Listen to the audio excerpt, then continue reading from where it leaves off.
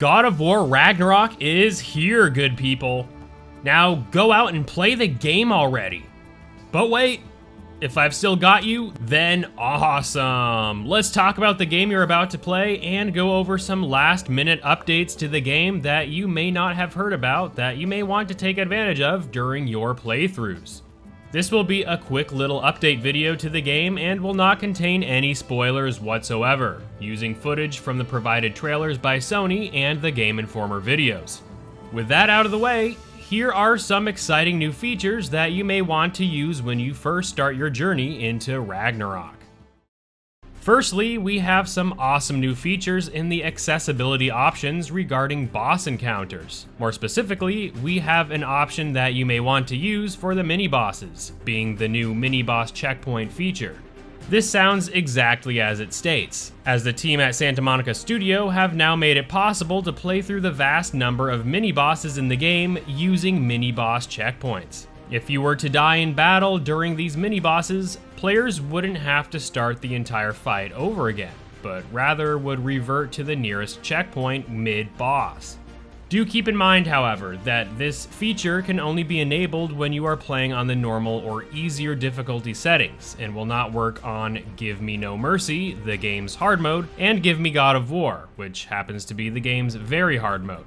Remember, if you were to play on any of the difficulty modes that are not Give Me God of War, then you can adjust the difficulty at any point, allowing you to take advantage of this mini-boss checkpoint feature if you want some additional assistance. You can even move down to lower difficulties on Give Me God of War, but be advised that you cannot return back to that previous difficulty upon lowering the game's challenge.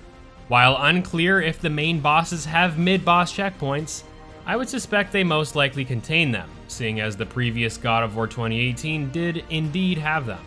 I'm thinking players who may have trouble with some of the endgame bosses, like Sigrun in God of War 2018, may welcome this mini-boss checkpoint feature, should players just seek to only complete these encounters. But what do all you think about this new feature? Let me know in the comments below, good people. While we're still talking about accessibility features, go ahead and turn on the auto item pickup feature while you're at it, unless you don't mind mashing circle over all the items you find littered about the play space. There are also a ton of other quality of life enhancements to God of War Ragnarok via the game's accessibility features, including mapping the controller to your liking, customizing the enemy indicator wheel, which I personally will tinker with, puzzle timing duration adjustments, and many, many more. These accessibility features go well beyond what many are used to in big games like these, but these new features are here to tailor the experience more to each specific player. Go wild! Next up, we've got a complete rundown of the performance modes available on the PS4 version. In case you want a detailed list of the PS5 performance options, go ahead and consult this video here in this card. For the PS4 version, we only have two performance modes available for those playing on the PS4 Pro. We've got a favor resolution mode, which locks the frame rate at 30 frames per second and outputs the game variably at 1440p and 1656p. The second and final option is the favor performance mode, which unlocks the game's frame rate at 30 FPS and outputs the game at 1080p. Now, God of War 2018 also featured this performance mode on the PS4 Pro, and I found that the game did an incredible job at reaching smooth 50 to 60 frames in many of the game's areas. I'm curious to see how the PS4's performance mode fares in comparison to its predecessor, but I'm sure it's going to be a marked improvement over the game's default option. The only mode for those players on a standard or slim PS4 is 1080p at a locked 30 FPS. Do keep in mind though, if you happen to play the PS4 version of God of War Ragnarok on a PS5 via backwards compatibility, players can experience the game locked at 60 FPS at a variable resolution at 1440p to 1656p. God of War Ragnarok is officially available, so I want to know, are you playing the game or are you going to wait to pick it up? The game is already being touted as a masterpiece, and more than a worthwhile follow-up to the previous game before it. As a finale to end Kratos' time in the Norse realms, this game has been praised by critics far and wide for its incredible action, impactful story, and quality enhancements over the previous game in nearly every way.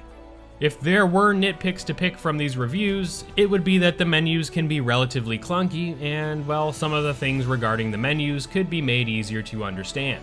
Some players found the options for combat to be a bit too robust and cumbersome, and while the combat in God of War Ragnarok does offer incredible amounts of customization and variety to diversify the game's playstyles, some argued that those seeking a more simplified approach to the game's gear, combat, and light RPG mechanics can feel a bit much.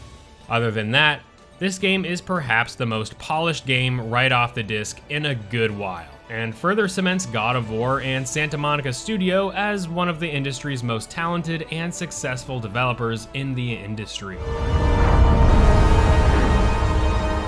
Go ahead and check this video out on your screen for a more detailed look at the reviews for God of War Ragnarok if you are curious about what the critics had to say about one of the year's biggest and best games. Now, I'm gonna go play some more of this game, so I'll catch you again real soon for some more God of War Ragnarok content. Peace, good people.